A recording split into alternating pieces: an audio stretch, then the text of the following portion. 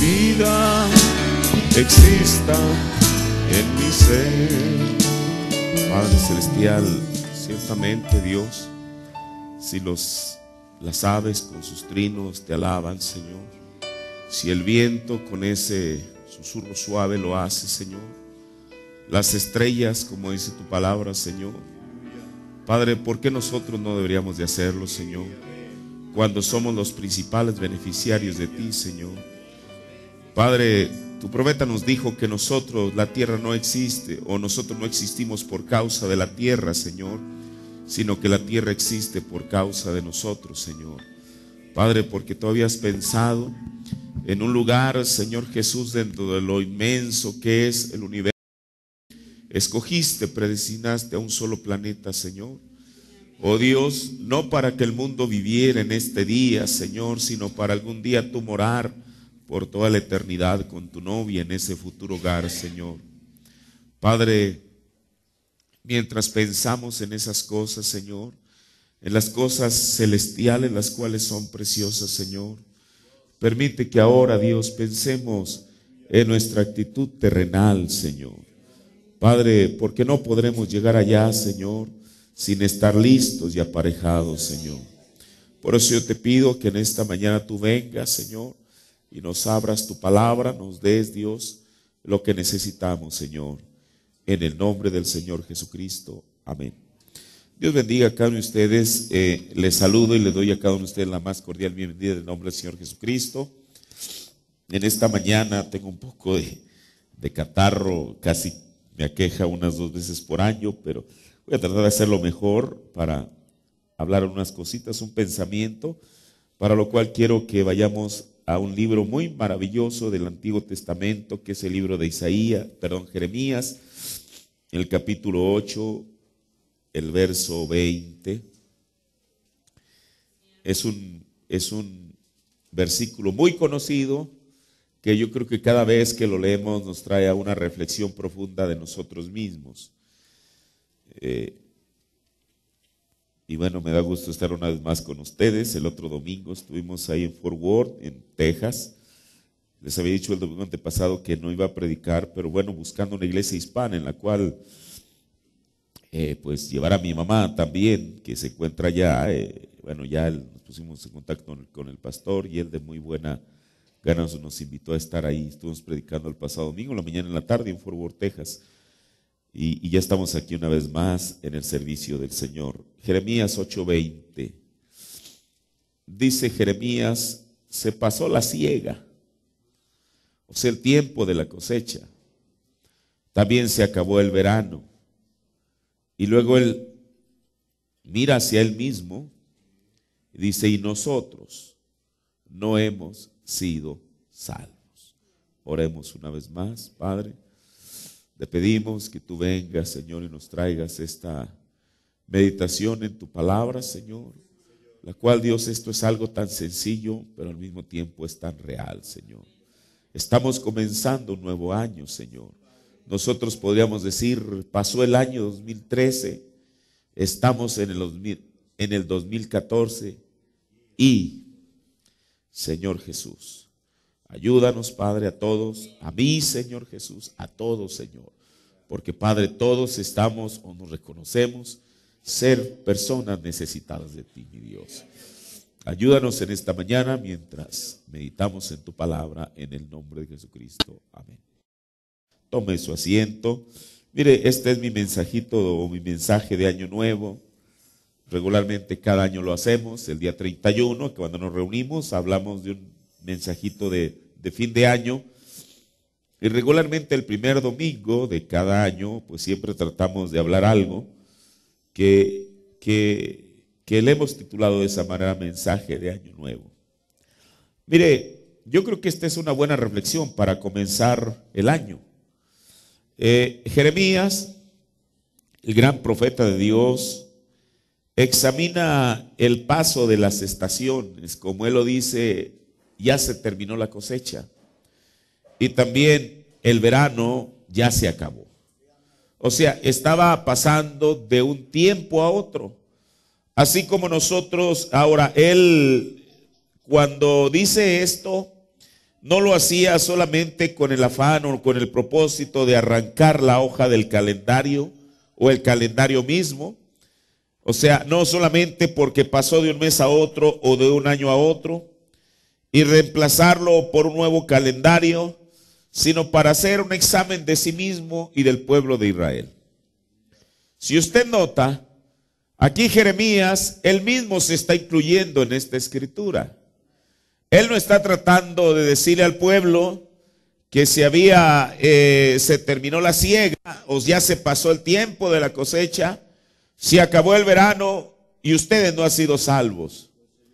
Él mismo se estaba incluyendo en esta condición del pueblo de Israel. Ahora,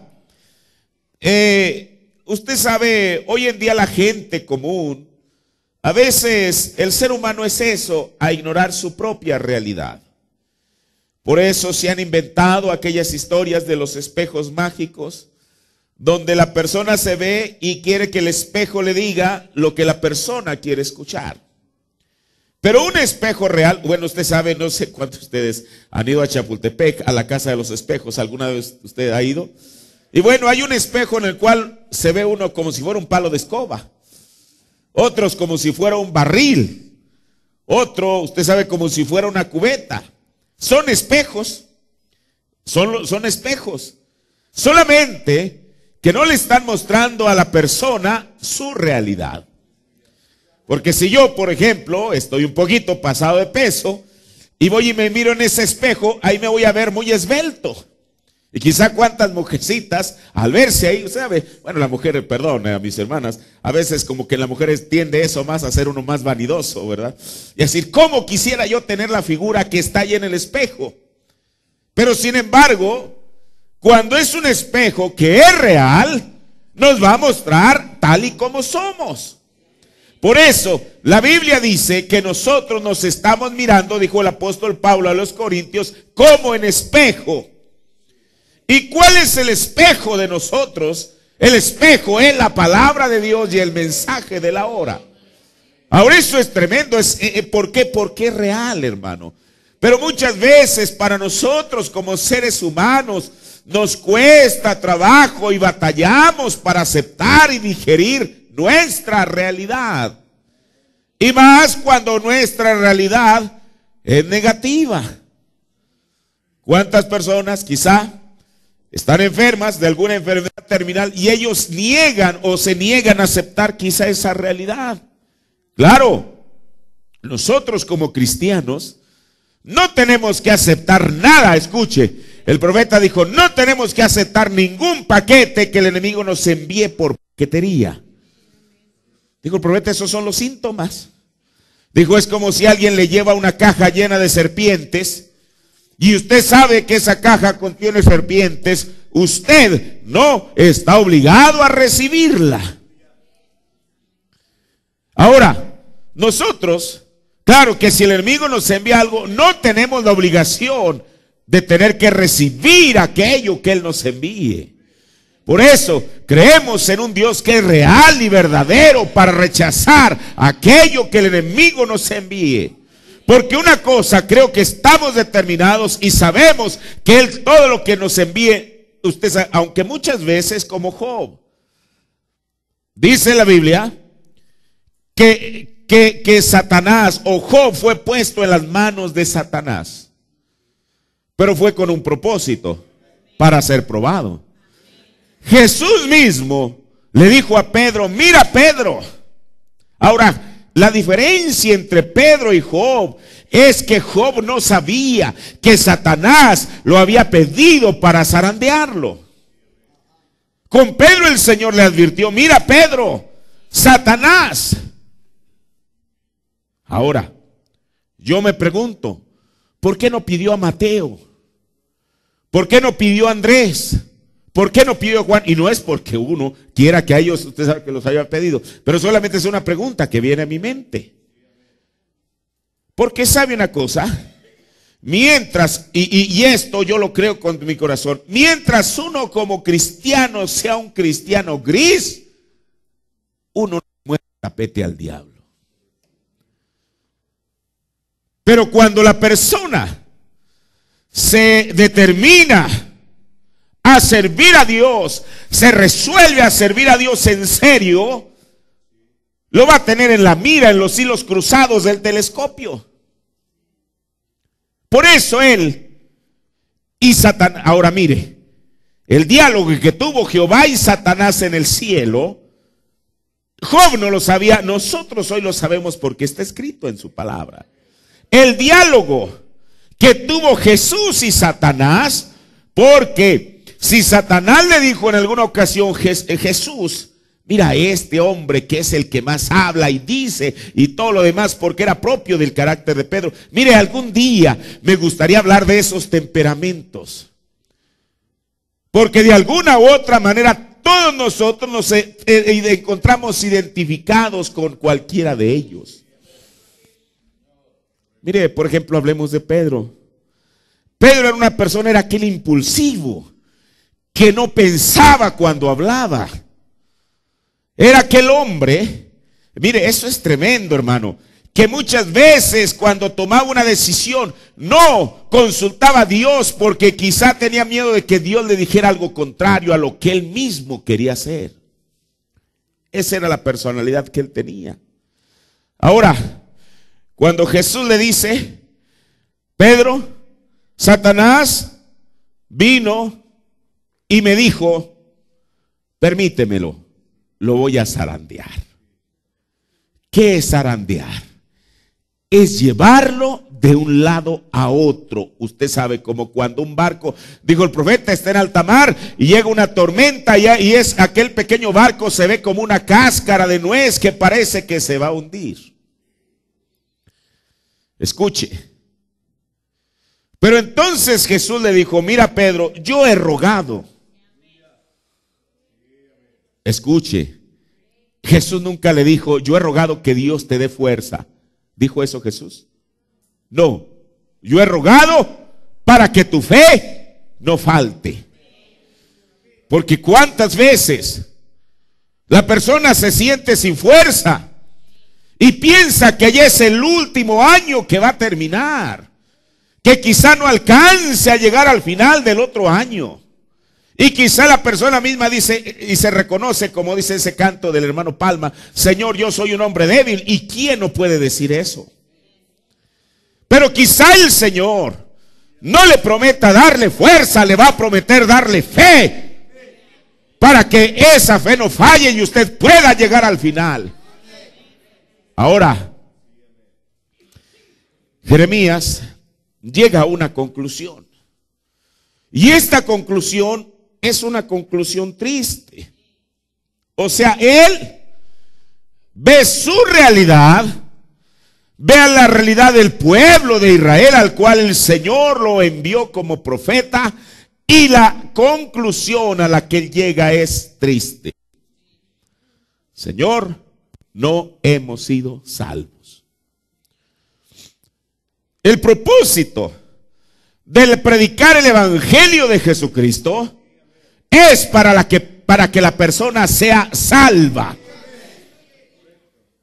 Porque si fuera asunto de pertenecer a un grupo social, hay mejores grupos en esta mañana que ni siquiera se identifican con ninguna clase de religión. Como hemos dicho, están los Rotarios, está el Club de Leones, son personas buenas. Y los fines con los cuales ellos se reúnen son buenos fines. No están como el crimen organizado reuniéndose para ver a quién van a asaltar, a quién van a atracar, a quién van a dañar. No, ellos lo hacen con el fin de ayudar a alguien más, para hacer un hospital, para ayudar a los huérfanos, etcétera. Y esas cosas son buenas y son loables. Pero como hemos dicho, el propósito de la iglesia, el profeta nos dijo que cuando Jesús dijo en San Juan 14:12, de cierto os digo, el que cree en mí, las obras que yo hago, él también las hará. Pero ahí no paró. Dijo, y mayores que estas hará, porque yo voy al Padre. El hermano Branham dijo, ¿qué son esas obras mayores que la iglesia había de hacer? Dijo, es impartir vida eterna. Por eso, El día que la iglesia, que cualquier iglesia pierda esa visión, desde luego que el único que puede dar vida eterna es Jesucristo. Eso yo lo entiendo. Usted no es salvo por pertenecer a la iglesia.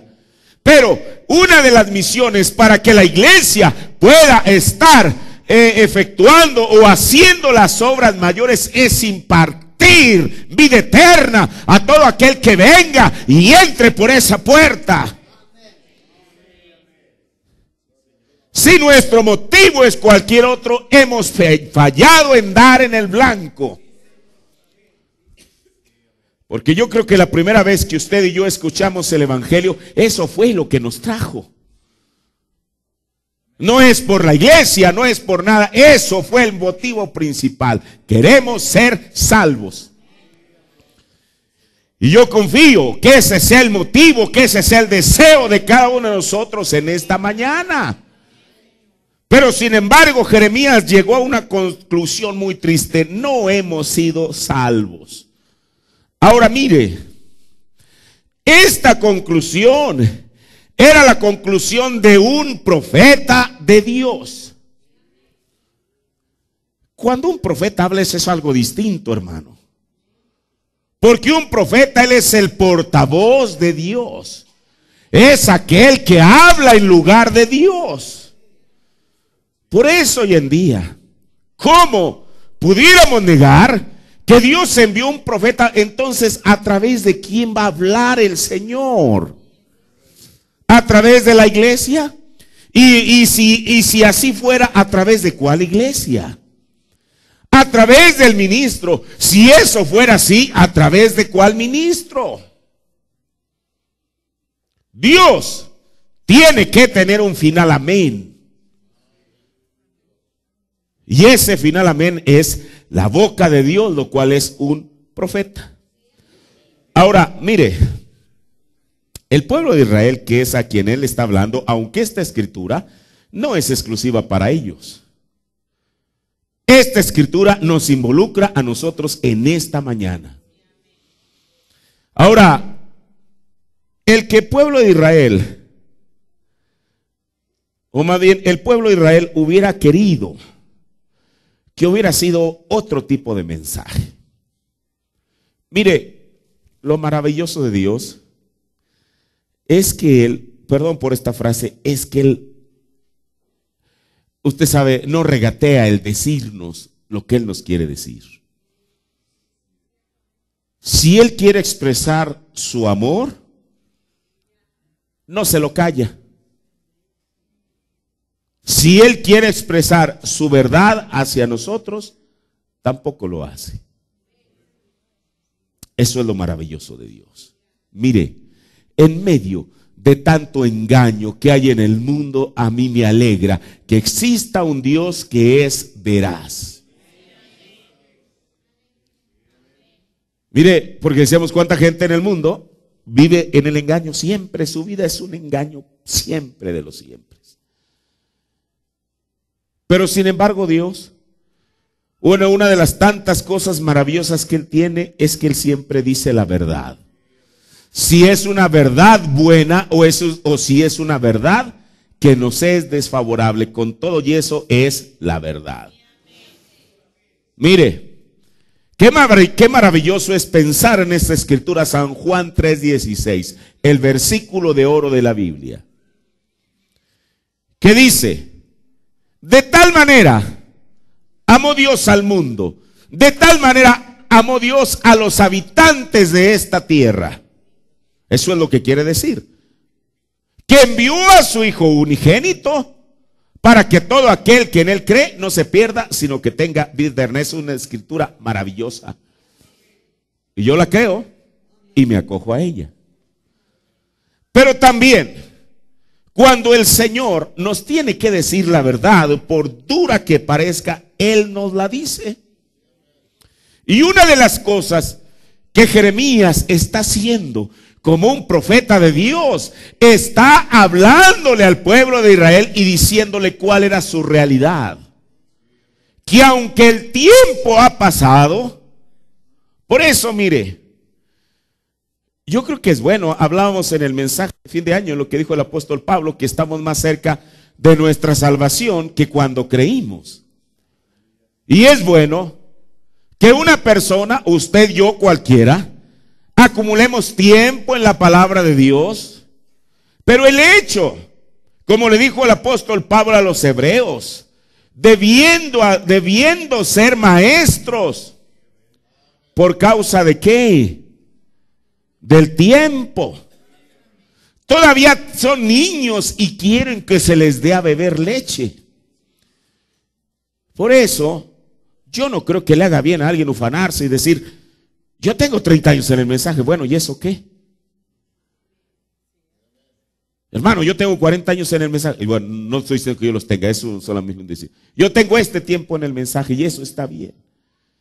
Pero, si ese tiempo, si esos 40, 30, 20, 10, 5, un año que tenemos, no lo hemos aprovechado correctamente, en balde es. Mire, me viene a la mente aquel joven que fue sanado por Jesús, aquel joven ciego que Jesús escupió, hizo un lodo, entonces lo puso en los ojos y le dijo, ve, lávate en el estanque de Siloé. Aquel muchacho, él pues no sabía mucho respecto a las escrituras. No era un hombre teólogo. Pero cuando él fue inquirido por aquellos sacerdotes acerca de quién le había sanado, él dijo, bueno, fue Jesús. Y ellos desde luego no le podían otorgar ningún mérito a Jesús. Dijeron, bueno, ok, está bien, nosotros sabemos. Cuando le preguntaron a los padres, oigan, este muchacho es el joven de ustedes. Sí, estaba ciego, sí, es el mismo que estaba ciego y ahora está viendo. Bueno, como ellos no le podían dar ningún mérito a Jesús, ellos dijeron, bueno, da gloria a Dios, lo cual debería de dar gloria a Dios. Da gloria a Dios. Y entonces ellos le siguen diciendo, da gloria a Dios que te sanó, porque Dios no escucha a los pecadores. Aquel muchacho les contesta, bueno, si este hombre es pecador o no, yo no lo sé. Lo único que yo sé es que estaba ciego y ahora veo. La siguiente cosa es que como ellos insisten en que les diga quién lo sanó, la Biblia dice que les dijo fue Jesús. Y entonces Él les dice algo más ante la insistencia de ellos. ¿Quieren ustedes ser sus discípulos? Digo, el profeta, ahora Él les estaba predicando a ellos. Aquel hombre les estaba predicando a los predicadores. ¿Quieren ustedes ser sus discípulos? ¿Y sabe usted qué dijeron ellos? Tú eres nacido en pecado. Bueno, ¿y ellos no? Bueno, pero ¿por qué trataban de minimizarlo de esa manera? O sea, lo que ellos le estaban diciendo, mira, tú eres un don nadie. Nosotros somos los sacerdotes. Somos los conocedores de la ley. Y sin embargo, con el respeto que ellos se merecían por ser conocedores de la ley, ¿les hacía algún bien? ¿Por qué? Porque la manifestación del plan presente de Dios para su tiempo, ¿quién era? Jesús. Hermano, y yo encuentro exactamente las mismas condiciones prevalecientes en el mundo hoy en día que prevalecieron hace 2000 años. No que el profeta de Dios sea Jesús, pero es la manifestación del Hijo del Hombre. Eso es lo que dice la Biblia. Y siempre va a haber alguien que va a encontrar esto y aquello y lo otro para tratar de poner una mancha sobre él. ¿Y sabes una cosa? Lo hacen porque Él no está presente. Yo pregunto, ¿cuántos de ellos en tiempo del profeta hubieran sido capaces de pararse en presencia de Él y decir lo mismo? Le garantizo que habría cosas en ellos mismos que no les gustaría que fueran expuestas. ¿Sabe cuando él estaba en Harlingen? Y aquellos supuestos, bueno, no eran, era una farsa, aquellos supuestos agentes del FBI. ¿Quién es el FBI? Bueno, pues es la crema innata en los Estados Unidos de la seguridad nacional. Que hoy en día por ver el internet le espían a ustedes los correos que usted envía y recibe todo lo demás. Nadie estamos exentos de eso. Estos dos supuestos agentes comenzaron a repartir volantes que lo iban a exponer. El Baxter, todo espantado, le dijo: hermano Branham, mire lo que andan repartiendo por ahí. Dijo: hermano, dijo, cada vez que uno de ellos ha venido a mis reuniones a encontrar algo que ellos creen que es falso, han salido convertidos. De ese tamaño. Bueno, aquellos anduvieron pegando sus papeles y que en aquella noche y en aquel día era cuando ellos los iban a exponer. El profeta, estando consciente de esto, dijo: bueno, aquí estoy. ¿Dónde están los agentes del FBI? Que vengan a la plataforma y que vengan y me digan que el discernimiento, que estas cosas que yo estoy diciendo son falsas, que vengan aquí. Y ahí estaban supuestamente, estaban en el balcón. De pronto el profeta ve una visión. Él dijo: ustedes no son ningunos agentes del FBI, ustedes son unos impostores. Y apunta hacia arriba y dijo: son ustedes dos aquellos que están allá. Y allá anoche estaban en la mesa ahí con una mujercita confabulándose. Es más, y les voy a decir algo más, ustedes son dos predicadores y están recaídos. Por eso, hoy en día, como William Branham no está, que la gente diga lo que quiera. Pero si hubieran vivido hace 50 años, no creo que hubieran dicho lo mismo que dicen en este día. Ahora, regreso a mi tema. El pueblo de Israel, hermano, hubiese querido que hubiera sido otro mensaje. Que se les dijera que ellos eran el pueblo elegido de Dios. La niña de los ojos de Dios, el primogénito de Dios. Y quiero decirle algo, ellos eran todo eso y más. Eso es lo que la Biblia dice, no es lo que un predicador dijo, fue lo que Dios dijo acerca de ellos. Pero el profeta tenía que ser veraz con la generación a la que le había tocado predicar.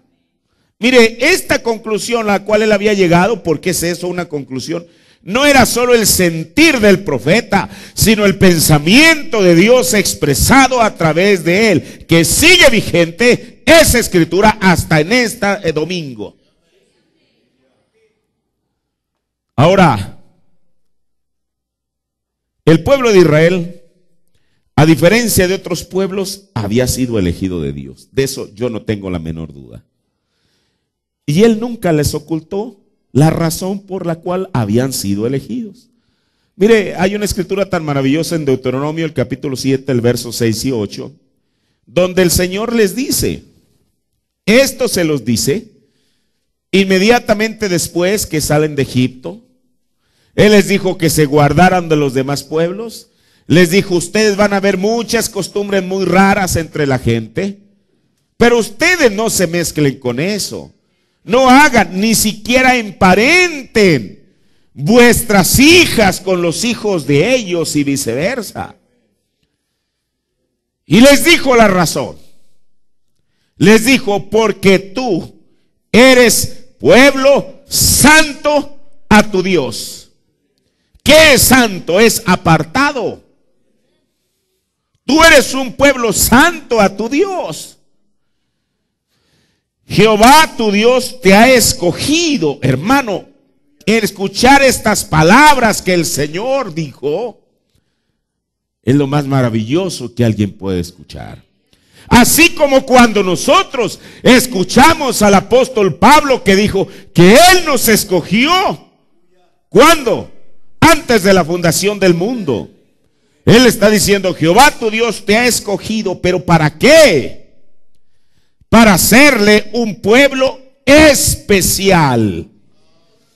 Había muchos pueblos, pero el pueblo de Israel era para Dios, aunque como dijo el profeta, para la demás gente. Mire, el pueblo de Israel desde que estaba en Egipto eran el pueblo de Dios. Dijo el profeta, oh hermano, qué cosa. Dice el Faraón y Moisés miraron al pueblo de Israel a través de la misma ventana. Estaban viendo a las mismas personas. Dijo, mientras que Faraón los veía como un grupo de gente, embadurnadores de lodo, que estaban con sus pies haciendo el lodo para hacer los ladrillos. Y sin duda alguna, ¿cómo es que el mundo nos ve a nosotros? Nosotros nunca deberíamos de estar buscando el reconocimiento del mundo. Eso es lo que Jesús dijo, que nunca debemos estar buscando que la gente nos llame don fulano de tal, don sutano, don merengano. Faraón los miró como eso. Moisés, a través de la misma ventana, quizá mirando de allá para acá, mientras que para Faraón eran eso, un pueblo que estaban ahí esclavos, para Moisés eran el pueblo elegido que tenían una promesa. Eso hace la diferencia entre la manera en que el hombre nos pudiera mirar y la manera en que Jesucristo nos mira en esta mañana. Ahora, por eso Él les dijo, Jehová tu Dios te ha escogido para hacerle un pueblo especial, más que todos los pueblos que están sobre la haz de la tierra. La Biblia habla de los heveos, de los amorreos, de los filisteos, de los idumeos. Yo le pregunto, ¿dónde están en esta mañana? Yo hasta el conocimiento que tengo, no hay una nación en el mundo hoy en día que se llame que son los filisteos. ¿Dónde están? Pero sin embargo, aún en esta mañana hay un pueblo que sigue siendo el pueblo de Israel. Mire, por eso el tiempo pasará, si es que hubiese tiempo todavía que pasara. Esta generación se acabará, este sistema de cosas se acabará, esta corrupción prevaleciente se acabará, esta maldad que existe será hecha a un lado. Pero con todo y eso, el pueblo de Dios permanecerá, y como dice la Biblia, brillarán como las estrellas en el firmamento. Ahora, Él les dice, Jehová tu Dios te ha escogido para hacerle un pueblo especial, más que todos los pueblos que están sobre la haz de la tierra. Hermano, el profeta nos dijo que todo lo que Israel era en lo natural, nosotros lo somos en lo espiritual. ¿Quién de nosotros no pudiéramos decir que esta escritura también se aplica a nosotros? Y mire lo que el Señor nos dice, para que nadie se jacte. Me agrada eso. No por ser vosotros más que todos los pueblos, para que ninguno de nosotros, como dice la Biblia, para que ninguna carne se jacte delante de Él.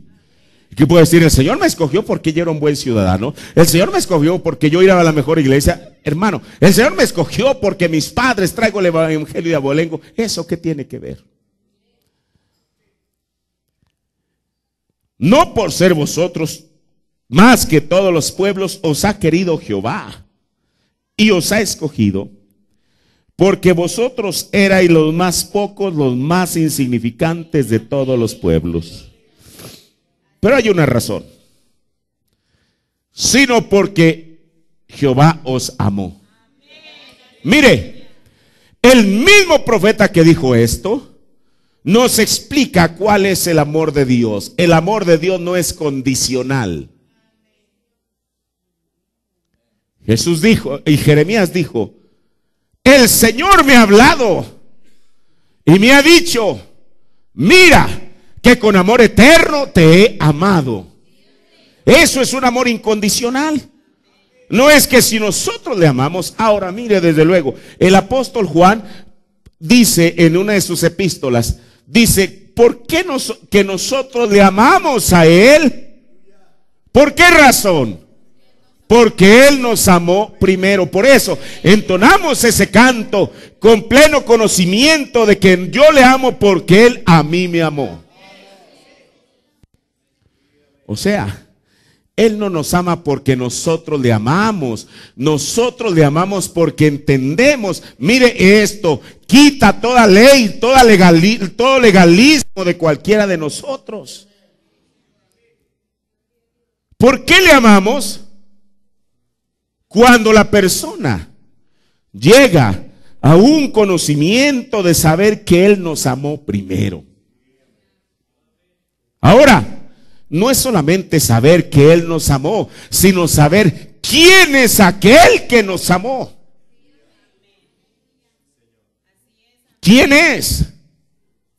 No es nuestro hermano, aunque eso está bien. No es el vecino, no es nuestro padre, nuestra madre, nuestros hijos. Eso está perfectamente bien. Pero es el mismo Dios, el creador de todas las cosas. Por eso Jeremías pudo decir: yo te amé con amor eterno, no un amor condicional. El profeta dice que él, cuando él recién llegó al evangelio, dice que él tenía un conflicto en su mente, porque él creía que Jesús le amaba y que Dios le odiaba. ¿Usted ha leído eso? Dijo: hasta que me di cuenta que Jesús y Dios son la misma persona.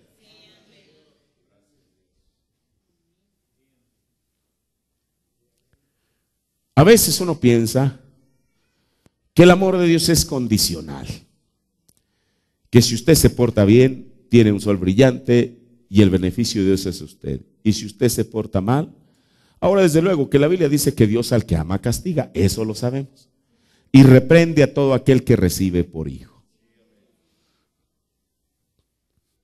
Como cuando alguien se enoja con alguien, bueno, pues le da la espalda y bueno, ni lo conozco, ni sé quién es. ¿Usted cree que Dios actúa de esa manera? Porque Él nos habló con amor, Él nos amó con amor eterno. ¿Y qué es un amor eterno? Es un amor que no tiene principio ni tiene fin. Y es un amor incondicional. Ahora mire lo que dice la Biblia. Sino porque Jehová os amó y quiso guardar juramento que juró vuestros padres. Os ha sacado Jehová con mano fuerte, os ha rescatado de casa de siervos, de la mano de Faraón, rey de Egipto. Ahora mire, esta escritura de Deuteronomio parece que contrastaría con lo que dice Jeremías. Una cosa yo tengo la certeza, que ellos seguían siendo el pueblo elegido de Dios, pero no habían alcanzado el propósito para el cual habían sido llamados. Escuche. Ellos seguían siendo el pueblo elegido de Dios, pero no habían alcanzado el propósito para el cual Dios los había llamado. Así como nosotros. Si examinamos cuidadosamente esta escritura, por eso nosotros no descristianizamos a nadie. Porque a veces alguien nos hace algo inmediatamente: no, es que tú no eres cristiano. Bueno, ¿y usted cómo sabe? No, es que fulano, sutana no son cristianos. ¿Usted cómo sabe? ¿Cómo tiene esa certeza? Dígame, ¿quién le dio esa facultad? La Biblia dice: conoce Dios a los suyos. Él, solamente Él. Por eso cuando el profeta habla de la primera resurrección, porque a veces uno ya tiene su cuadro armado, bueno, en aquel día va a estar fulano, sutano, y hasta los vemos, sí, ella, él, aquel y aquel, son los que van a estar allí. Cuando el profeta dijo, hablando de la primera resurrección, en aquel día aparecerán aquellos que no pensábamos que iban a aparecer allí. Imagínense, eso es lo maravilloso de Dios. Por eso deberíamos de tratarnos, de mirarnos como si todos fuéramos hijos de Dios. Deje que Él sea el que haga la separación. ¿Sabe? Los discípulos, cuando Jesús habla de la parábola del trigo y la cizaña, ellos, y lo estaban haciendo de buena fe. Hay gente que se indigna muchas veces y dice: ¿por qué fulano y sutana siguen viniendo a la iglesia? Déjelos. Les dijeron: Señor, mira, vamos a hacer una congregación donde sean puros creyentes. Si son 100 miembros, que sean 100 creyentes genuinos solamente. Vamos a arrancar a este y los vamos a arrojar al fuego. ¿Qué les dijo Jesús? ¿Era facultad de ellos? No. Dijo: al final será el Hijo del Hombre quien haga eso. O sea, Él no nos ha dado a nosotros esa facultad. ¿Será Él? Ahora, hoy en día, creo yo, que como iglesia local somos parte del pueblo de Dios. No que seamos la única, somos parte. Todos sabemos que el profeta nos enseñó que existe un cuerpo universal, que es la iglesia de Jesucristo, la cual se llama el reino mesiánico, así lo llamó el hermano Brennan. Como iglesia local, somos un grupo de creyentes. El profeta nos dijo que para ser parte del cuerpo de la iglesia universal, no nos unimos a ella. Ni el bautismo en agua nos introduce a ella. El apóstol Pablo dijo que por un espíritu, por el nuevo nacimiento y el bautismo del Espíritu Santo es que llegamos a ser parte de lo que Pablo llamó la iglesia del Dios vivo, columna y apoyo de la verdad. A la iglesia local, nosotros somos introducidos por medio del bautismo en agua. Eso es lo que el profeta enseñó, después lo vamos a ver. Y entonces es cuando dijo el profeta, le damos a la gente la diestra de compañerismo. Es traído al compañerismo, a un compañerismo entre creyentes aquí. Pero realmente el hecho de que nosotros tengamos compañerismo como creyentes de una asamblea local, eso no garantiza que seamos parte del cuerpo de místico del Señor Jesucristo. ¿Estamos plenamente conscientes de eso? Por eso yo nunca le he garantizado a usted, y nunca lo haría, que por el hecho de que usted sea miembro del Tabernáculo Luz al Atardecer, eso ya lo introduce en el rapto. Sería engañarlo. Y aunque fuera parte de cualquier iglesia, aún con los buena y respetable que pudiera ser esa congregación, eso no le garantiza nada absolutamente. No me refiero, quiero decirlo correctamente, no le garantiza nada, o sea, no es ninguna garantía. Pero también yo creo que para ser parte del cuerpo místico de Jesucristo, uno tiene que ser parte de una asamblea local, donde quiera que ella esté. Ahora, hoy en día como iglesia local, que somos parte del Dios viviente o del pueblo de Dios, la pregunta es la misma que le estaba haciendo Jeremías al pueblo de Israel. ¿Hemos alcanzado nuestro objetivo? Es una pregunta. En esta pregunta, usted no puede responder por su prójimo. Yo no puedo responder por usted, ni usted puede responder por mí. Cada persona individualmente tendrá que dar cuenta de sí, como dice la Biblia. ¿Cuál era? Cuando el Señor dice, o Jeremías, se pasó la siega, se acabó el verano y nosotros no hemos sido salvos. Mire, esta escritura es para ponernos, hermano, a cada uno de nosotros en un estado de desesperación. Mire, porque si hay algo en lo cual no nos conviene, por amor de Dios, no nos conviene engañarnos, es en esto, hermano. Absolutamente no. Y no vivamos del criterio de los demás. Viva usted de su propia convicción, de su propia relación con Cristo. Esa es la pregunta. Pasó el año 2007, 2013. Entró el año 2014. La pregunta es, ¿hemos sido salvos?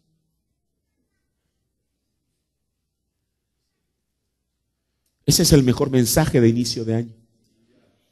Y mire, al hacer la pregunta, yo no estoy descristianizando a nadie, ni estoy diciendo que no es salvo. Solamente yo mismo me estoy preguntando, y espero que usted también lo haga. Acaba de terminar el martes, el año pasado, a partir del miércoles ya es un nuevo año. ¿Hemos sido salvos? Ahora, sabemos porque el Señor lo dijo también en su palabra, lo que somos. Mire, en Primera de Pedro, el capítulo 2, el versículo 9, dice, ahora, mire, para mí esto es un paralelo de lo que Moisés les está diciendo en Deuteronomio al pueblo de Israel. Él les está diciendo por qué eran lo que eran. Y sabe usted, a partir de que una persona sabe lo que es cuando no perderá su identidad. Mire, el hijo pródigo, a pesar de que estaba en el peor lugar en el cual un judío podía estar, ¿cuál fue el empleo que él obtuvo? Cuidar y asear unos puercos, unos cerdos, dice la Biblia. Cuando él sabía, porque había sido enseñado, instruido desde pequeño, que un judío ni siquiera se debería de acercar a donde estaba un cerdo. Ahora imagínese él, flagrantemente, no solamente se acercó, sino que estaba quizá con una cubeta, lavándolos ahí el estiércol. Mire, de esto acabamos de predicar el domingo pasado en Fort Worth. Él se fue a una provincia apartada, así dice la Biblia, para que ni sus padres ni sus hermanos se dieran cuenta lo que él estaba haciendo. Escuche, cuando él regresa, su otro hermano lo miraba con recelo, y eso que él no les había contado, lo profundo que había caído mientras estaba lejos de la casa del padre. ¿Qué tal se le hubiera dicho? No, y tú ni sabes. Mira, tú, aquí estoy, ciertamente, pero tú ni sabes en dónde estuve trabajando, qué fue lo que hice. Imagínense que le hubiera dicho eso a su hermano. Se indigna lo doble de lo que estaba el muchacho indignado. Pero él se va a una provincia apartada, lejos de que el pastor lo viera, de que los hermanos lo vieran, de que su familia lo viera, etcétera, etcétera, etcétera. Pero mire, siendo que era un hijo de Dios, un día volvió en sí, dice la Biblia. Eso es tremendo, hermano. Una persona puede vivir, usted sabe, con su mente en otras cosas, pero llega el momento en el cual despierta y dice, ¿qué diantre estoy haciendo yo aquí? Yo como cristiano no estoy supuesto a hacer esto. Y viene el remordimiento. Pero entonces viene el diablo y le dice de una manera muy clara, tú, después de haber caído donde has caído, ¿todavía piensas que Dios te va a recibir? Muérete. Pero ¿sabe una cosa? Él con todo y eso sabía que tenía un padre. Y él dijo, me levantaré e iré a mi padre. Él sabía que tenía un padre. Mire, por eso yo encuentro un paralelo entre lo que Moisés le dice al pueblo de Israel en Deuteronomio y lo que Pedro nos está diciendo a nosotros. En Primera de Pedro, el capítulo 2, el versículo 9 dice, más vosotros, ¿quiénes? ¿Hubiera alguien que pudiera identificarse con esa escritura en esta mañana? Más vosotros. Soy linaje. ¿Qué es un linaje? Es una descendencia. Por eso el profeta vino y nos enseñó que hay una predestinación. Él, ¿en quién es este Melquisedec? Dijo que en aquella sexta dimensión tenemos una representación.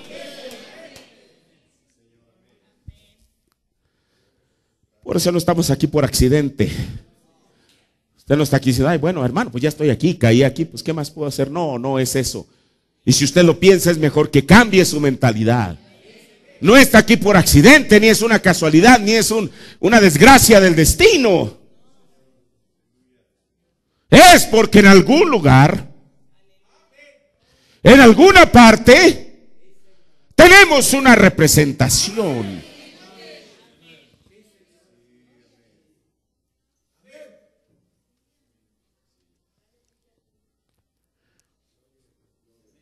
Yo siempre he pensado que cuando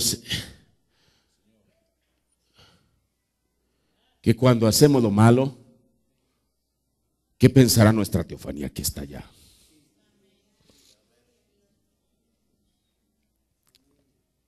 Hermano, ¿qué saben las denominaciones de la teofanía?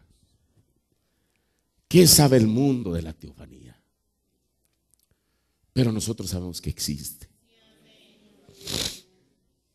Y quizá cuando nos ve, Francisco, ¿qué estás haciendo? Fulano de tal, ¿qué estás haciendo? Sutana, tú no estás supuesto a hacer esto.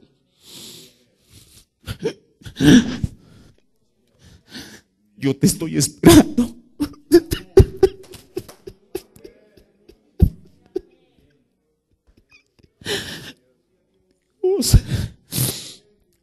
Por eso tenemos una representación, hermano. Hay un cuerpo que nos está esperando.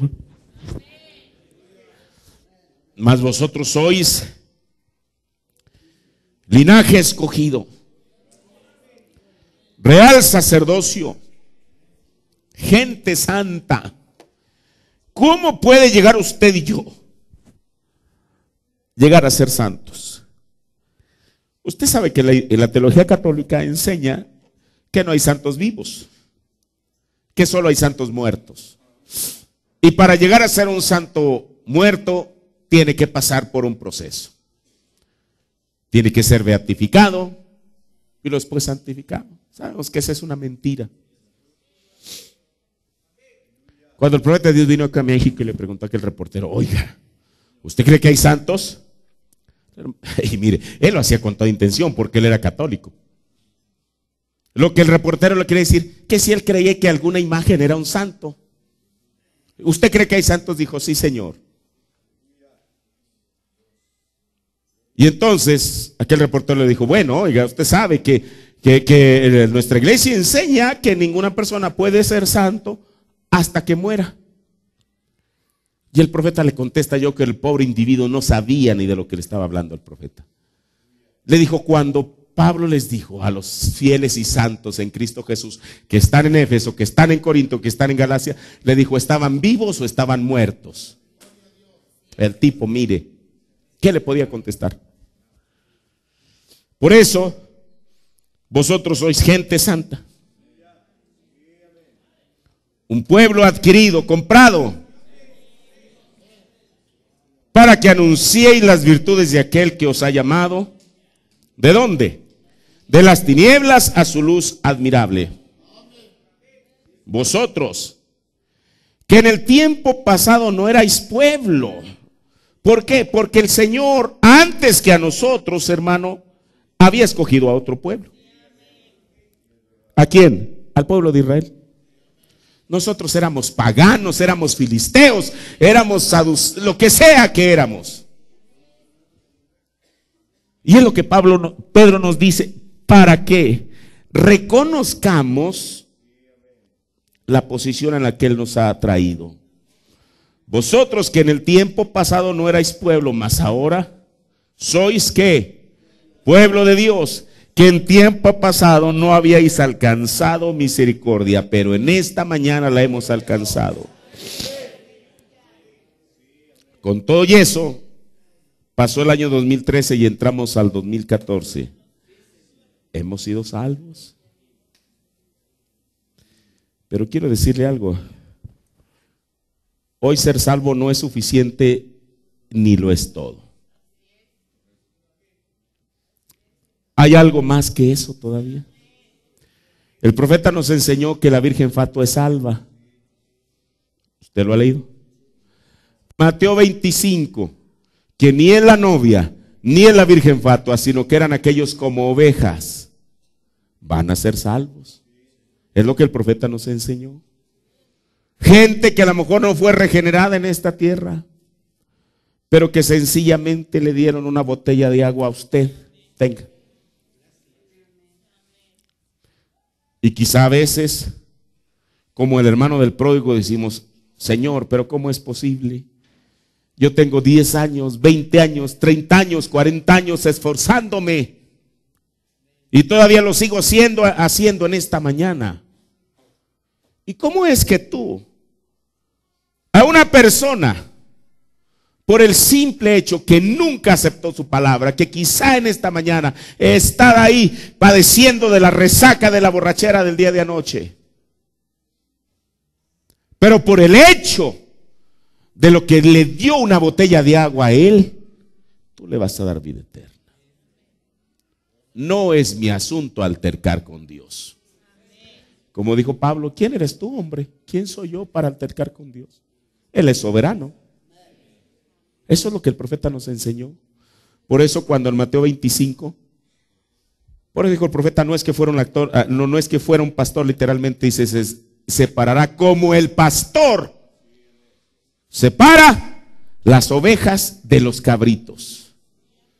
Y a cada uno de ellos les dice: aquellos que estaban a su derecha, venid benditos de mi Padre y entren al gozo de su Señor. Aquellos hombres. Porque mire, estar en el juicio de trono blanco no va a ser poca cosa. Quizá ellos habían visto que fulano al lago de fuego, sutano al lago de fuego, merengano al lago de fuego. Porque yo también creo esto, que eso no va a ser un juicio sumario, decir todos estos 20 millones, todos así nomás al lago de fuego. No. Dios, para ser justo, tiene que juzgar a cada persona individualmente. El siguiente en la fila. Y está esperando. Se sabe la historia de Daniel Curry. Dice que cuando él se paró había una luz brillante pegando sobre él. Como cuando hoy en día los artistas modernos, todo el escenario está a oscuras, solamente el reflector los va siguiendo a donde se mueven. Aquel hombre, Daniel Curry, dice que una luz muy fuerte estaba sobre él. Dijo: y ahí yo no podía mentir. Curry, ¿fuiste honesto? Él hubiera querido decir que sí, pero tenía que ser veraz. Daniel Curry, nunca mentiste. Él hubiera querido decir nunca, pero tenía que ser veraz, porque estaba en presencia de Dios mismo. Por eso, mire, uno no necesita llegar allá. El apóstol Pablo nos dice en Hebreos, el capítulo 14, el capítulo 4, debe de ser en el verso 13, dice que todas las cosas están desnudas delante de aquel que hemos de dar cuenta. Ahí viene este personaje, el siguiente en la fila, esperando lo mismo, al lago de fuego. De pronto escucha una voz que no esperaba: venid, bendito de mi Padre, entra. El hombre se queda espantado. Ahora quiero decirle, usted y yo no calificamos ahí, porque usted y yo tenemos un mejor conocimiento. Ahora es bueno, como dijo Pablo, que no olvidemos la hospitalidad y esas cosas, pero no que usted diga: hermano, le voy a dar una botella de agua al hermano y eso ya me garantiza. No me garantiza nada, a mí ni a usted. Eso es la Biblia. ¿Por qué? Porque nosotros tenemos un conocimiento mayor que ellos. Estos fueron personas que nunca conocieron de la palabra de Dios, y que si lo hicieron fue por alguna actitud de bondad que había en ellos. Ahora, ya estoy terminando. Bueno, el profeta nos dijo, regresando al asunto de la Virgen Fatua, que ella es salva. Sin embargo, tiene que pasar por el periodo de la gran tribulación y pagar con su propia sangre el haber rechazado el sello del Espíritu Santo. Eso es lo que el profeta nos enseñó. Pero lo más triste: oh Dios, ten misericordia de nosotros. Tan solo decir estas cosas es difícil. Ser participante de ellas es más difícil todavía. Mire, sabemos eso, que la novia se va, la Virgen Fatua se queda a la gran tribulación. Y el profeta dijo, así lo dijo, que ellos van a ser perseguidos como perros. Fue la palabra que él usó. como perros. Van a ser perseguidos. ¿Por qué? Bueno, de la gran tribulación nadie se salva. Imagínese usted ver los juicios de Dios de tal manera que dice la Biblia que la gente que en un momento rechazaron a Jesús, aún aquellos que hoy en día se declaren agnósticos, ateos, indiferentes, lo que sea, en aquel día les van a gritar a las piedras. Eso es lo que la Biblia dice en Apocalipsis. Bueno, ¿y dónde quedará su valentía de que Dios no existe, de que es un invento? ¿Dónde quedará eso? Por eso dice la Biblia que Dios exalta a los humildes y a los soberbios los humilla hasta la tierra. Ahora, todas esas cosas les van a pasar y al final va a tener que sellar su testimonio con su propia sangre. La virgen fatua, todo aquel que sea virgen fatua en esos 3 años y medio va a morir. Pero mire, como lo he dicho, lo más triste para la virgen fatua es que mientras está siendo atribulada y perseguida, sabe que la novia está con el novio en las cenas de las bodas del Cordero. ¿No cree usted que eso es triste? Como cuando usted está supuesto a ir a una fiesta y por alguna causa no puede ir o no pasó a tiempo el transporte en el cual usted tenía que llegar ahí. Y entonces la gente comienza a pensar, ¿verdad? Y a decir, bueno, y mientras yo estoy aquí en la soledad de mi habitación o por ahí cabizbajo en el sofá de la casa, se imagina cómo estarán aquellos en la fiesta. Porque en una fiesta nadie va a estar ahí con su cara larga, ¿verdad? Todo el mundo va a estar alegre y etcétera. Piense, para la Virgen Fatua, el estar meditando, aparte de estar bajo lo que ella la gran tribulación y saber que sus días están contados, que el concilio ecuménico lo va a encontrar, que Roma lo va a encontrar y que lo va a matar. Pero saber que mientras ella está pasando por todo y eso, hay una novia que está con el novio en la cena de las bodas del Cordero. Y no solamente eso, sino que después de eso tendrá un milenio de luna de miel con Jesucristo. Mira, el profeta le preguntaron que dónde estaría la Virgen Fatua durante el milenio y él dijo que en la tumba. Pero no solamente eso, que se privará, que no estará dentro de la ciudad de perlas llamada la Nueva Jerusalén. Mire, por eso el profeta Isaías no estaba condenando al pueblo de Israel, sino más bien le estaba lamentando de que aunque había pasado el tiempo, no habían alcanzado lo principal, lo cual era ser salvos. Por eso, en esta mañana, creo que es un buen tiempo de reflexión para todos nosotros. Recuerde que Jeremías estaba incluyendo en esto. Si es que hemos alcanzado o no el objetivo para el que fuimos llamados. Eso solamente usted y Dios lo sabe. Eso solamente yo y Dios lo sabe. Y si no hemos sido salvos, entonces ya con esto termino. Aquí cabe la pregunta que William Branham hizo. Cuando él toma esta escritura de Jeremías, él la toma para predicar un sermón o varios sermones que él tituló ¿Por qué? Mire, él pudiera haber tomado esta escritura para hablar de cualquier otro sermón. Y yo creo que estaba correcto, cada escritura que él tomó fue correcta. Pero él toma esta escritura para predicar un sermón o varios sermones que él le tituló ¿Por qué? ¿Por qué qué?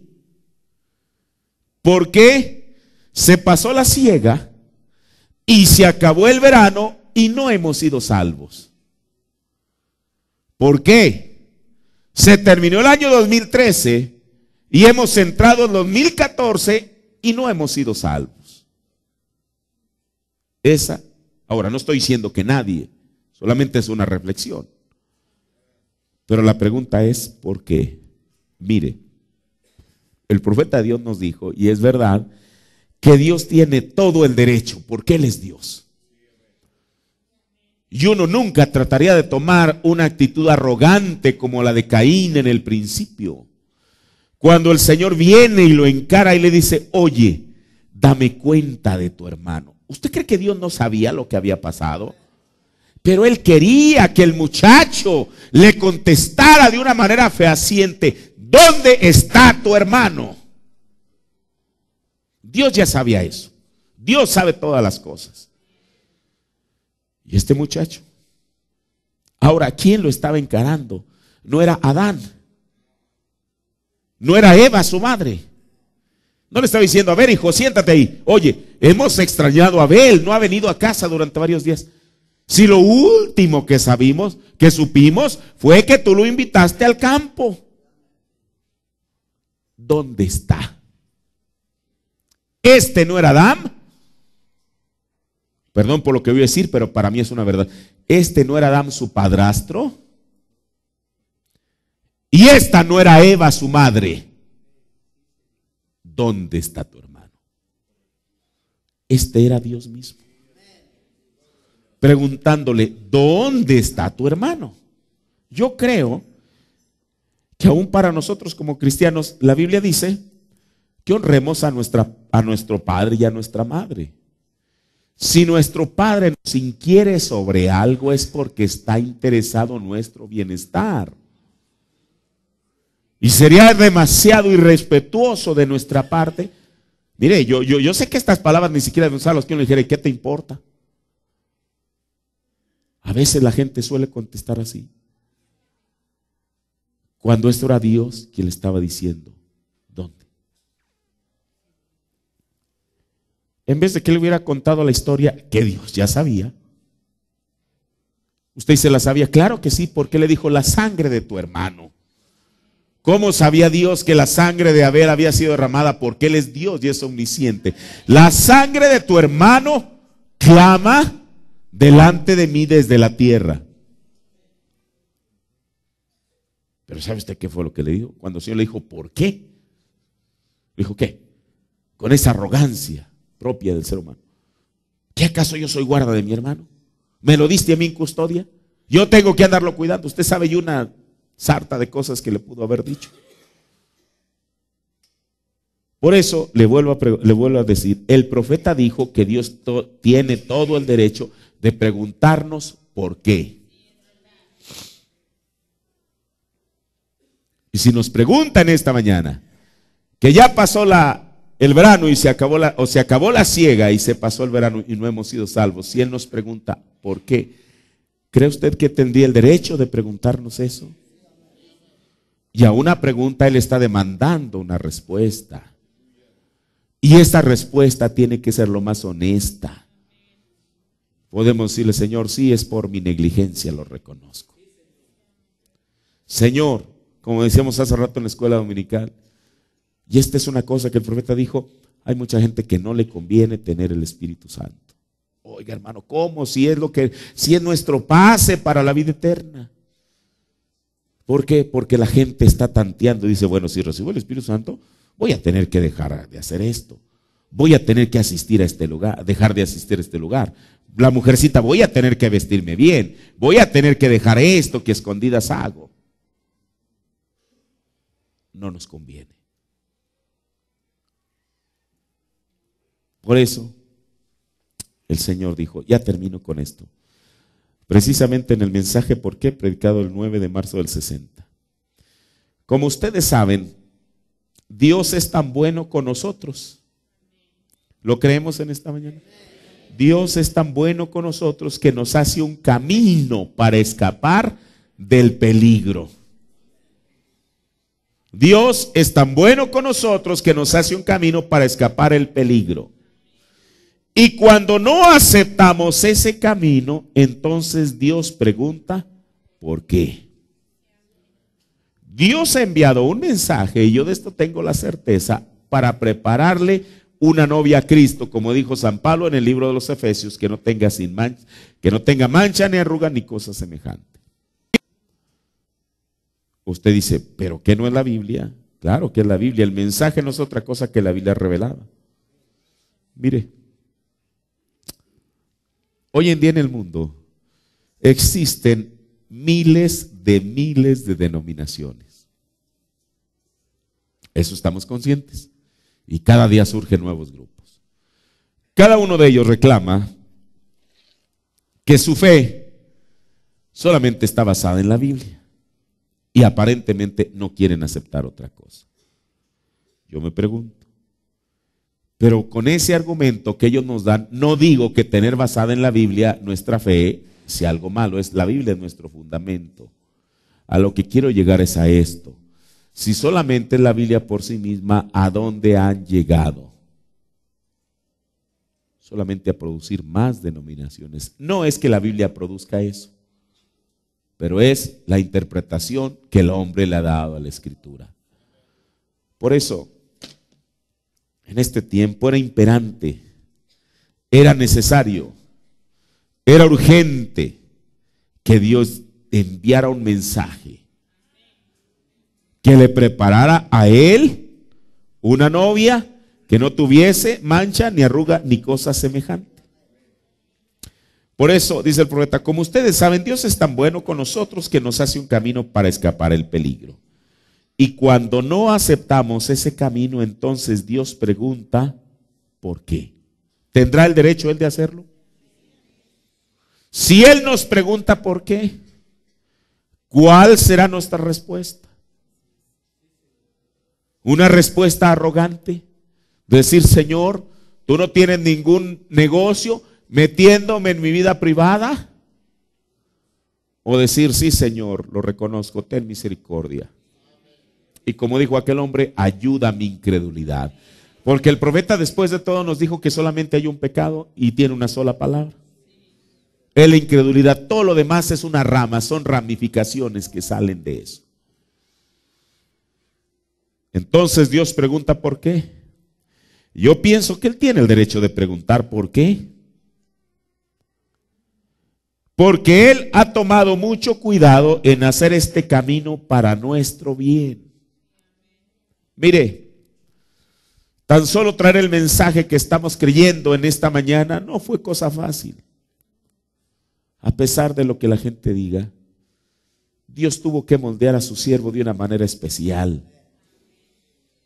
A él le costó que la gente lo dejara, que los grupos religiosos que en un tiempo lo estaban, usted sabe, abrazando, que cuando él se para, nadie tenía algo en contra de una sanidad, mucho menos la persona que recibía el beneficio. Usted sabe, usted cree que una persona que subía paralítica en una silla de ruedas, que la mayor parte de su vida o quizá toda su vida había estado confinada ahí, y de pronto que por la palabra de un profeta de Dios la persona se levantara de ahí, ¿usted cree que iba a salir renegando de Dios? No, regresaba dando gloria a Dios. Una persona que el doctor le ha dicho, usted tiene cáncer, se va a morir, ya váyase a su casa a morir. Y de pronto que vaya y ante la oración de un profeta de Dios aquella enfermedad desapareciera, la persona había vuelto a nacer. Y tantas cosas que uno puede decir. Nadie podía decir nada en contra de eso. Cuando él discernía a la gente y no la discernía por su mal, la discernía por su bien. Como cuando él comenzó ahí en Canadá, que pasó aquella persona en Calgary. Era una mujer, no veía de un ojo, pero quizá la gente que la veía, pues veía que ella miraba sus ojos, movía sus ojos, pensaría que estaría normal, pero ella sabía lo que tenía. Y el profeta le dice, sin saber que era ella, le dijo, yo veo una niña en la escuela que está en su mesabanco y está jugando con un lápiz. Y de pronto el lápiz viene y como tiene la punta muy aguda, le cae en el ojo, le pega en el ojo y la hace ciega. Él estaba viendo una niña. Usted sabe que de una persona niña a una persona adulta la gente cambia físicamente. ¿Cómo sabía él que era la misma persona?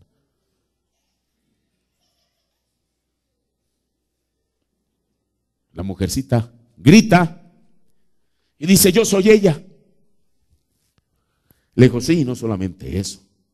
Dijo, ¿usted tiene alguna especie de ataque? ¿Sabe usted por qué? Porque una vez iba por la calle y un perro salió de una casa y se fue persiguiéndola. Y eso le causó algo. Dijo, yo soy esa. Eso era, usted sabe, con algún propósito de maldad para ella. No, era el Señor le dio la vista del ojo y le quitó aquellos espasmos que ella tenía. Nadie podía decir nada en contra de eso. Escuche, pero los espíritus no mueren. El hermano Branham en una ocasión fue a Chautauqua, en Ohio, y él predicó. Después que él se fue, uno de los ministros le dijo a la gente, así, dijo: el hermano Branham, hasta eso con todo el respeto que hermano, que esa es una hipocresía. El hermano Branham, él está bien mientras está bajo el discernimiento. Dijo, pero cuando entre a su teología, no le hagan caso, está errado. Entonces, ¿para qué lo invita? Bueno, porque quería que la congregación recibiera algún beneficio en cuanto a sanidad, discernimiento y todo lo demás. En cuanto a la palabra, ahí sí. Deténgase ahí, ya no entre.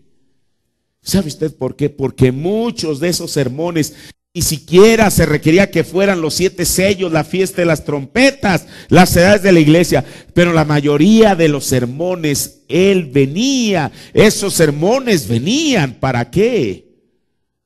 Para exponer al diablo, no a la persona.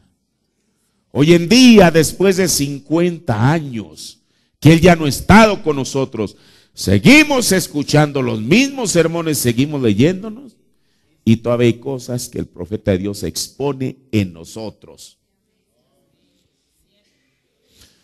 Por hay gente que prefiere no escucharlos. Por eso el Señor pregunta, ¿por qué? Y le vuelvo a repetir, que ni yo ni usted nos ufanemos en decir, hermano, yo tengo 30 años en el mensaje, sí. ¿Y de qué le ha servido?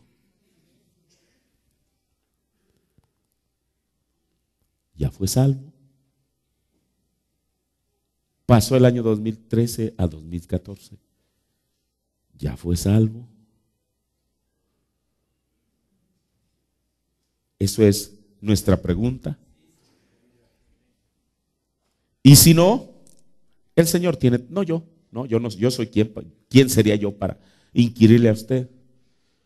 Pero el Señor tiene todo el derecho de preguntarnos ¿por qué? ¿Por qué no? Con esto no quiere decir que el Señor ya puso ahí una línea que decir, bueno, aunque sabemos que un día eso va a ser real, la misericordia de Dios se va a acabar. Pero Él todavía no ha puesto esa línea separatoria. Cada quien en esta mañana nos estamos examinando. Yo mismo me estoy examinando con esto, con lo que la Biblia dice, con lo que el profeta de Dios dijo. Y sabemos si hemos sido o no hemos sido salvos. El hecho de que alguien con honestidad diga, Señor, sí es verdad, yo solamente he profesado una religión, aún quizá he hecho de este mensaje una religión solamente, Señor, pero aquí me presento delante de ti. ¿Sabe una cosa? Esa es una buena evidencia de que la escritura de Primera de Pedro que acabamos de leer nos corresponde a nosotros. Lo que Jeremías estaba diciendo no invalidaba lo que Moisés les estaba diciendo en Deuteronomio. Solamente que él los estaba trayendo a una reflexión. Termino. Él tiene derecho de preguntarnos por qué. ¿Por qué lo hicimos? En su lugar, nosotros tratamos de hacer un camino propio. Pero los hombres están inclinados a hacer sus propios caminos. Él probó eso en el huerto del Edén. Él mismo se hizo un delantal de hoja de higuera. Y el hombre siempre ha tratado de proyectar sus ideas con las de Dios y hacer que la idea de Dios llegue a ser su idea. El profeta dijo en las realidades infalibles del Dios vivo, dijo, nunca deberíamos de bajar a Dios a nuestro nivel de pensar. Dijo, deberíamos de elevarnos al nivel de pensar de Él. Por eso, la Biblia dice, el apóstol Pablo dijo que tenemos que tener la mente de Cristo, no que Cristo tenga que tener nuestra mente. Y el hombre siempre ha tratado de proyectar sus propias ideas con las de Dios. Sin duda alguna, ustedes que me están escuchando están razonando estas cosas y decir, sí, pero es que usted sabe, es que esto, es que aquello, es que lo otro, es que lo otro, es que yo soy yo, es que yo soy fulano de tal, soy fulana de tal, es que yo tengo antigüedad en la iglesia, es que esto y aquello y lo otro. ¿Usted cree que esos argumentos uno los presentaría sinceramente delante de Dios?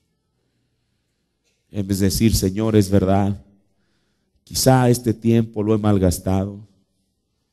Por eso me gustaba algo que dijo el hermano el viernes. ¿Por qué el siguiente día de fiesta, el siguiente día feriado, los jóvenes que van a los lirios a jugar, por qué en vez de balón no se llevan un mensaje? Les sería más provechoso. Y eso no es tratar de ser un predicador ridículo ni anticuado para el tiempo en que estamos viviendo. En Young Foundations, lo que hace el hermano José en Jeffersonville, ciertamente hay canchas que ellos tienen, pero su vida no es ir a jugar. Su vida es, por eso le llaman quiet time, el tiempo, la hora del silencio, donde quizá una sola persona ahí debajo de un árbol está meditando en Dios, está orando, leyendo la Biblia y quizá un sermón del hermano Branham. Eso debería suceder aquí. Y no ocuparse solamente de las cosas de la carne, que dijo el apóstol Pablo, en nada le aprovecha. Si yo estuviera buscando ser el mejor futbolista, yo no tendría que pertenecer a esta iglesia. Hay lugares donde me podrían entrenar, bueno, a mi edad ya no creo, pero si fuera un joven. Usted dice, ay hermano, se está volviendo anticuado, radical, religioso. No, para el tiempo en el cual estamos viviendo, si no, permítame decirle, no tiene que hacerme caso, pero un día de estos, y Dios permita que no, lo va a lamentar. ¿Eso por qué? Yo no sé cuándo sea el próximo día feriado, en febrero, no sé por qué. ¿Por qué en vez de llevarse? Ah, claro, porque llevar un folleto no es popular, un balón es otra cosa. ¿Por qué no lo hacen jóvenes, principalmente ustedes? Que alguien nos quiere inducir, hermano, mire, vamos a, no hay que ser, porque ay, son tremendos, no hay que ser religioso. ¿Por qué no lo hace? ¿Por qué? La pregunta, ¿por qué?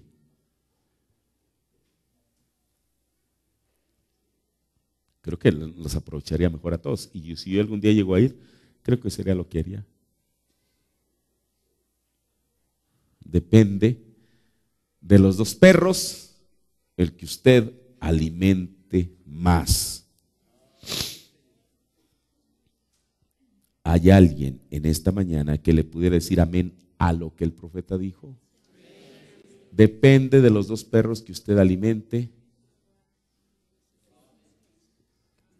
Ese es el que va a estar más fuerte. Por eso no en balde. Por eso no en balde. Por eso es un tiempo de reflexión. Como dijo el profeta de Dios, lo leíamos la víspera de Año Nuevo. No es cuestión de darle la vuelta a la página, es cuestión de quemar la página. Así que hermano, yo solamente puedo decir, Señor, ten misericordia de mí. Ten misericordia de mí, he malgastado tu tiempo miserablemente. El hombre siempre ha tratado de proyectar sus propias ideas con las de Dios y hacer que la idea de Dios llegue a su idea. Pero nosotros no debemos de hacer eso, debemos tomar el camino provisto de Dios y no hacer preguntas al respecto. Solo seguir y hacerlo y vivirlo de la manera que Dios lo hizo. Después de todo, Él sabe lo que es mejor. Amén. Es verdad. Él sabe lo que es mejor. Así que hermano, puestos de pie, es un momento de reflexionar, ¿no cree usted? Y sobre todo nosotros mismos. No permita que el enemigo le ponga un espejo de la casa de los espejos. Permita que Dios le ponga un espejo que es real y es su palabra. Ella no nos engaña ni nos miente. Padre, Señor Jesús, tu palabra es tu palabra, Señor. Y Padre, el primero que me estoy hablando soy a mí mismo, Señor. Yo reconozco, Padre, me avergüenzo, Señor, de haber malgastado tu tiempo en tantas cosas vanas e inútiles, Señor. Padre, no he orado con mi familia como debería, Señor. No he ayunado, Señor Jesús. Padre, y son tantas cosas que yo pudiera enumerar, no para tratar, Dios, de impresionar a nadie, Señor. Pero Dios, esta es mi realidad, Señor. Y si tú me ayudas, oh Dios, Padre, porque yo estoy plenamente consciente, la otra vez se leía la escritura, que el pastor debe ser un ejemplo, Señor. Y eso siempre ha sido un reto para mí y creo que lo sería para cualquier pastor, Señor. Ayúdame, Dios. Yo imploro tu misericordia hacia mi persona en este momento, Señor. Y también a cada uno de tus hijos, Dios, que solamente ellos, yo no conozco sus pensamientos, pero tú los conoces, Señor. Alguien que es suficientemente honesto para mirar a lo más profundo de sí mismo y decir, Señor, es verdad, he caminado más en la carne que en el espíritu. Me he ocupado más de las cosas de la carne que las cosas que a ti te pertenecen, Señor. Padre, ten misericordia de nosotros como tabernáculo, Señor. Ayúdanos, Dios. Tu palabra, decimos que es amén, Señor. Tu palabra siempre tendrá la verdad, Señor. Por eso nunca permitas que razonemos en contra de ella, Señor. Es ella la que nos escudriña, la que nos examina. No somos nosotros, Padre, pasándola, Dios, por un filtro, Señor. Ayúdanos, Dios, a darte siempre a ti la razón, porque tú eres Dios, Señor. Nosotros solamente criaturas somos, Señor Jesús. Tú eres nuestro creador, nosotros somos las criaturas, Dios. ¿Cómo pensaríamos alguna vez que nosotros tenemos la razón y que tú estás equivocado, Señor? Nunca, Padre. Con humildad y reverencia nos presentamos ante ti, Señor, pidiendo misericordia, Señor. Pidiendo que tú nos ayudes, Padre. Porque, oh Dios, se terminó la siega y ha pasado el verano, Señor. ¿Seremos salvos, Señor? Se terminó el 2013 y entró el 2014. ¿Somos salvos, Señor? Eso es lo que cuenta, Señor. Y cada quien en este momento estará dando cuenta de sí mismo, Señor. Porque sobre todo, Padre, estamos compareciendo delante de ti, Señor. No es delante del pastor, delante del hermano, delante del compañero, del papá, la mamá, los hijos. Es delante de ti, Señor. Y ante ti no podemos ni debemos intentar ocultar nada, Señor. Ayúdanos, Dios. Bendice esta congregación, Señor. Que esta palabra sea un momento de reflexión para nuestras vidas, Señor. Y que no descansemos nuestra salvación en una autoconfianza, Señor, sino en una realidad. Todo lo demás es externo, Señor. Pero algo que sea real es eso. Como dice tu palabra, tu espíritu dará testimonio con nuestro espíritu, Señor. Ayúdanos, Dios. Te necesitamos, Señor. Esa es nuestra mayor necesidad, Señor. Eres tú mismo en nuestra vida, Señor. En nuestra persona, en nuestra iglesia, Señor. En nuestros hogares, donde quiera, Padre. Eso es lo que necesitamos. A ti, solo a ti, Señor. Por amor de tu nombre, Padre. Por amor de tu nombre, no por lo que seamos. No somos nada, Señor. Pero por amor de tu nombre, Padre, escudriña nuestros corazones y quita la maldad que hay en nosotros, Señor. Y coloca la bondad, la benevolencia, el amor, tu Espíritu Santo, que es aquel que va a producir cada una de estas cosas, Señor. Bendice a tu pueblo en esta mañana y que tu palabra, Señor, encuentre un recipiente en nuestros corazones, Señor. Por favor, Señor Jesús, en el nombre del Señor Jesucristo. Amén. Está bonito ese canto. En mi debilidad, mi fuerza eres tú. Mire, yo no sé si